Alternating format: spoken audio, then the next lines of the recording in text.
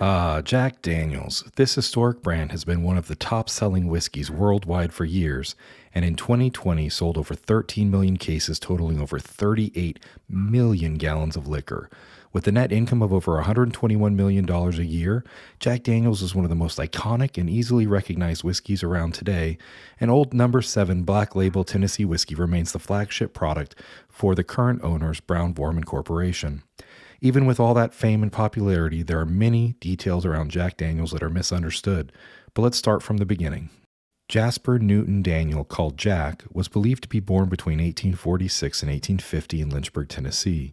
Reports vary about his origin, with Jack Daniels Distillery reporting his birth as September of 1850. The State of Tennessee Library records his birth as September 5, 1846. Author Peter Crass of Blood and Whiskey, The Life and Times of Jack Daniel, uncovered records indicating he was born in January of 1849. He was the youngest of 10 children born to Calloway and Lucinda Daniel. It is agreed that shortly after his birth, his mother passed away and his father remarried. Reportedly, Jack didn't get along with his stepmother, and shortly after the death of his father in the Civil War, he ran away from home and was essentially orphaned. The story goes he was taken in by a local lay preacher and moonshine distiller Dan Call, where he began learning the distilling trade from Call and Call's master distiller, an enslaved African-American prior to the Civil War named Nathan Nearest Green, who continued to work for Call after his emancipation. But in 1875, Jack finally received his inheritance from his father's estate and founded a legal distilling business in partnership with Call. Even though the current brand label says established and regulated in 1866, official registration documents assert the business was not established until 1875. And in 1884, Daniels purchased the hollow and land where the distillery is now located in Lynchburg, Tennessee. And in 1897 began using square-shaped bottles, which he intended to convey a sense of fairness and integrity. The origin of Old No. 7 did not come from a particular recipe, but was the number assigned to Daniels Distillery for government registration. Later, he was forced to change his registration number, but the No. 7 branding remained and has been on the bottle ever since.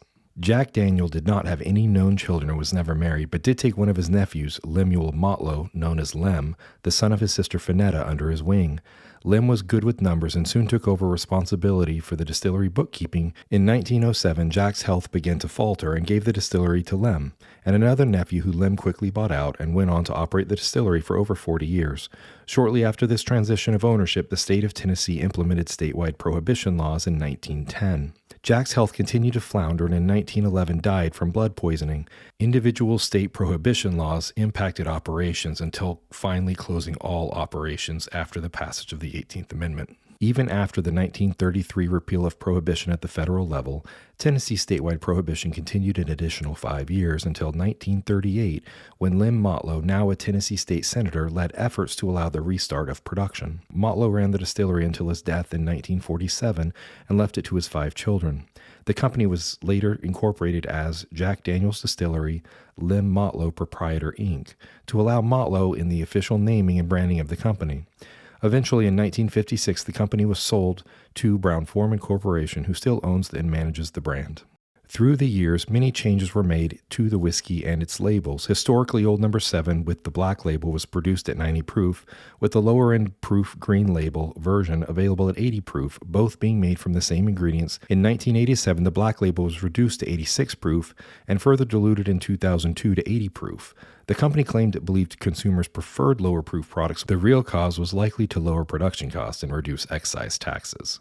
Now, let's focus on the whiskey, but for this video there are some key concepts to understand and all related to legal definitions under U.S. and international law. A whiskey is the catch-all term for a strictly regulated distilled alcoholic beverage made from a fermented grain cereal mash aged in oak containers. A whiskey's mash bill is the combination of ground grains combined with water to begin fermentation. Under Title 27 Code of Federal Regulations, many types of American whiskey are explicitly defined, including corn whiskey, which is made from a mash of at least 80% corn and not aged, or if aged in uncharred or used barrels. Malt whiskey, which is made from a mash of at least 51% malted barley, and others, including bourbon whiskey, which we'll talk about later. All American whiskey, regardless of type, must be made in the United States, one of its territories, or the District of Columbia, distilled to no more than 160 proof and barreled at no more than 125 proof, with no other additives to be added to the final product except water. There is no minimum aging period required for a spirit to legally be called whiskey, but to be called a straight whiskey, it must be aged for a minimum of 2 years, but is not required to be labeled straight. However, if it is labeled straight and aged less than 4 years, it is supposed to have an age statement. An age statement on a whiskey label tells the age of the youngest spirit in the bottle. If a straight whiskey has a mash bill derived from less than 51% of any specific grain, it is simply a straight whiskey. The term Tennessee whiskey is not outlined as a specific type of whiskey under this code. Let's dive into bourbon for a moment based on the legal definition according to Federal Regulations 27 of the CFR. Bourbon must meet the requirements of American whiskey as defined above, but also must be made from a grain mixture that includes at least 51% corn and aged in new charred oak containers. So where does Jack Daniel's Old No. 7 fit into this? The label says sour mash whiskey, so what does that mean? To confuse things more, there are no legal requirements around many terms and concepts in the whiskey business, including sour mash, small batch, and the level of filtration.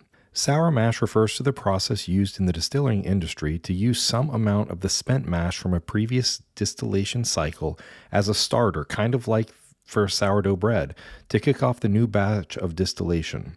The alternative to sour mash is the very rare process of sweet mash, in which there is no backset from previous distillation and introduces fresh yeast to the mash and water.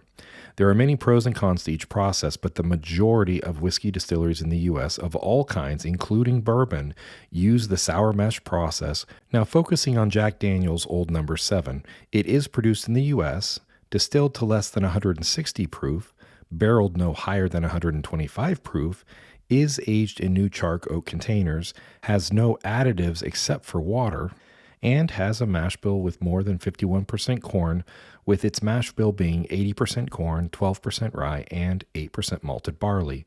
From what we have discussed so far, it sounds like a bourbon, but here's where things get complicated. Although the home of bourbon is Kentucky and most of the bourbon in the U.S. is still made in Kentucky, there is no requirement that bourbon actually be made in Kentucky. Tennessee is the second largest producer of whiskey in the United States that could be classified as bourbon, but it is not called bourbon there. It is called Tennessee whiskey and includes iconic brands such as Jack Daniel's, Uncle Nearest, Nelson's Greenbrier, George Dickel. So what is the difference? The North American Free Trade Agreement, or NAFTA, and one other international trade agreement require Tennessee whiskey to be a straight bourbon whiskey authorized to be produced only in the state of Tennessee. The state of Tennessee has imposed special requirements on Tennessee whiskey, and in 2013, House Bill 1084 required any products produced in Tennessee labeled Tennessee whiskey must meet the existing federal requirements of bourbon being 51% corn, produced in Tennessee, which is also in the United States, aging in new charred oak barrels, and adhere to federal whiskey laws for alcohol by volume, concentration, aging, and bottling. This House bill also added the requirement that Tennessee whiskey must follow the Lincoln County process, which is a process where the whiskey is filtered through a thick layer of maple charcoal before being put into new charred oak barrels for aging. This process is named after the original location of Jack Daniel's before the county changed boundaries in the late 1800s. Wait, so let's recap. In order to be bourbon, a whiskey must meet the following criteria: being produced in the United States, made from 51% corn, distilled to no more than 160 proof, put into new containers for aging at no more than 125 proof, bottled at 80 proof or higher. But to be Tennessee whiskey, it must be bourbon, follow the Lincoln County process, and be made in Tennessee.